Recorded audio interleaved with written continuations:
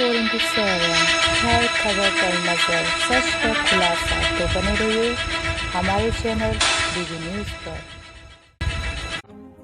चवर वंश के राजाओं ने अफगानी हमलावरों का जमकर मुकाबला किया था। इसलिए दिल्ली का सुल्तान सिकंदर लोधी चवर वंश से नफरत करता था।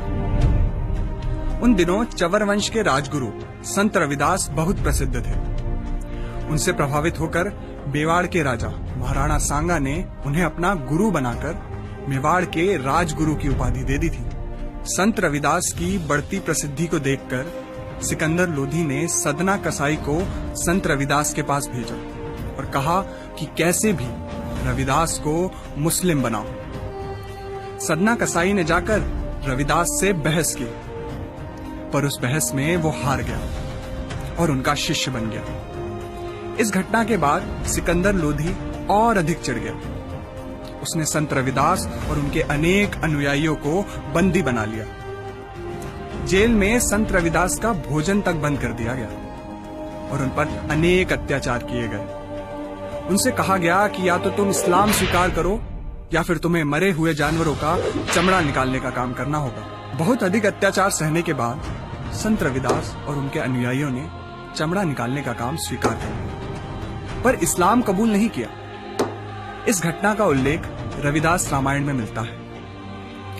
भारत में चमड़ा वर्जित था, परंतु इस्लामिक आक्रमणों के बाद यहाँ पर चमड़े पर काम करने वाले मजदूरों की जरूरत बहुत बढ़ गई। गांवों में लोगों पर यह दबाव बनाया जाने लगा कि या तो तुम इस्लाम स्वीकार करो या फिर मरे हुए जानवरों का चमड़ा निकालने का काम करो।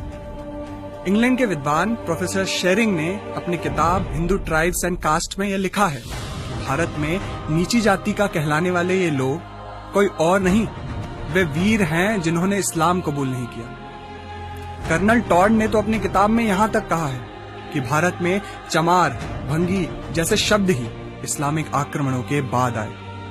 उन्होंने यह भी बताया कि 1200 ईस्वी तक भारत में शूद्र कहलाने वालों की संख्या मात्र 1% थी। आजादी के बाद मौलाना आजाद भारत के पहले शिक्षा मंत्री बने। उन्होंने जानबूझकर इन तथ्यों को इतिहास की किताबों से गायब करवा दिया ताकि देश में जातिवाद बढ़ता रहे और इसका फायदा कांग्रेस को चुनावों में मिलता रहे। जिन लोगों को हम नीची जाति का कहते हैं, वे लोग इस देश के पहले सत्याग्रही थे। संत रविदास ने उनका नेतृत्व किया था। वे सच्चे अर्थों में क्रांतिकारी हैं। भले ही उनके बलिदानों को इतिहास की किताबों से मिटा दिया गया, पर उनको हमारे दिलों से कभी नहीं मिटाया जा सकता। क्योंकि अगर संत रविदास झुक जाते तो शायद आज हम कुछ और होते, या शायद हम होते ही नहीं।